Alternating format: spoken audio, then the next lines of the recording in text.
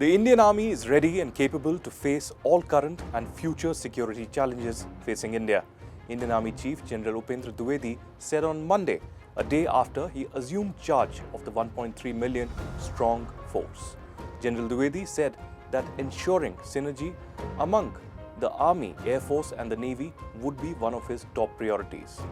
In remarks to the media after inspecting a guard of honor at the South Block at the Raisina Hill, the newly appointed Army Chief also said that he will encourage induction of indigenously built military hardware into the force to boost the self-reliance in defense. The remarks came amid the lingering border row with China in eastern Ladakh. General Dwivedi was serving as the Vice Chief of the Indian Army since February 19 this year. Before becoming the Vice Chief, he was serving as the Northern Army Commander from 22 to 24. What are the national security challenges that the new Indian Army Chief would now face? The new Indian Army Chief would be facing several significant national security challenges during his tenure. A major national security challenge that the Army would face in his tenure is the Chinese military preparedness along the line of actual control. Ever since the Galwan clash that took place in 2020, a status quo has been maintained by both sides, even as over 24 military-level talks haven't brought in any kind of consensus. While China's military modernization has been an ongoing process for the last few decades, the pace that it has picked up and accelerated in the recent times certainly puts in a massive challenge. The LAC that was relatively peaceful until a decade ago has turned into an active front with looming war threats. Unless deftly handled and tackled by the military power, the balance would soon become too asymmetrical and may actually imperil the line of actual control, the sanctity that prevails for the last many years. Yet another challenge would be the Western Front with Pakistan. As Prime Minister Narendra Modi took oath at the Rashtrapati Bhavan to become India's Prime Minister yet again for the third consecutive term, a major terror attack unfolded in Riyasi of Jammu and Kashmir, killing 9 Hindu pilgrims. This was followed by multiple terror attacks in Kathua and Doda of Jammu and Kashmir.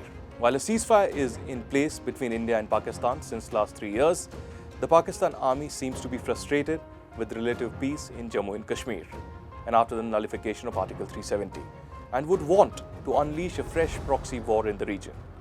South of the Pir Panjal is now developing into a new hotbed of infiltration and Pakistan-sponsored terrorism with major local support.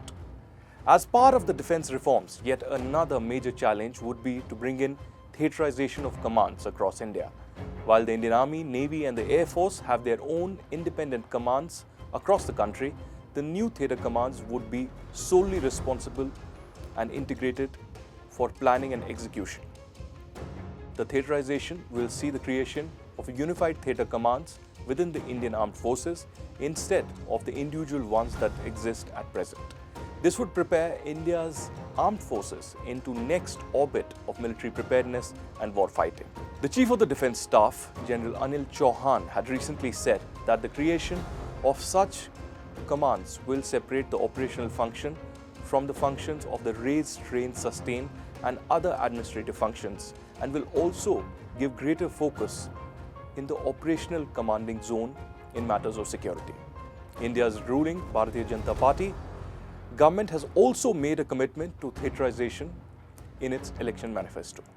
Last but not the least, the Indian Army Chief will have to study the Agnipath scheme for the recruitment of Agniveers and modify it as per the feedback received from the different units of the Indian Army, veterans and Agniveers themselves.